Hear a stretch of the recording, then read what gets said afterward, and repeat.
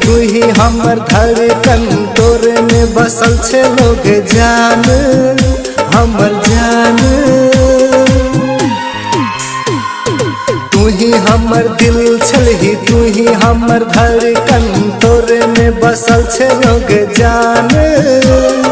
हमरा छोड़ के चल गेलही, मुँह दिया मललही, केना जीवो तोहर बिना हम, केना जीवो तोहर बिना हम।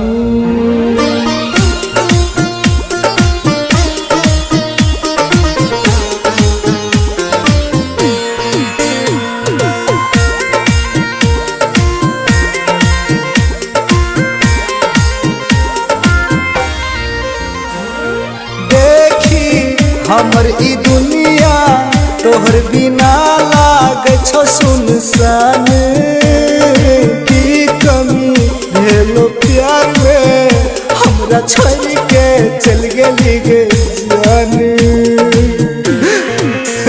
ओ देखी हमर ई दुनिया तोहर बिना लागे छो सुनसान, की कमी भेलो प्यार में, हमरा छोड़ के चल गेली गे जान।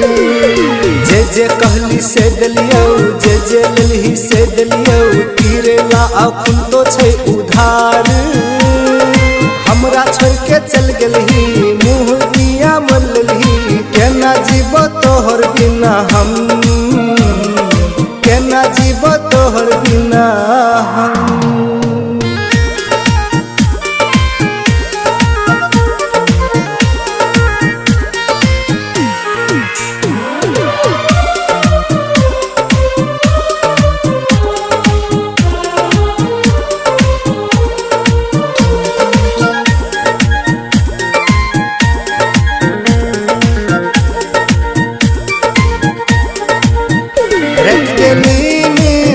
दिन के चैन तू चुरा के लगली गे हमर, की सपना देखने छली, तू सपना कर देली गे हमर।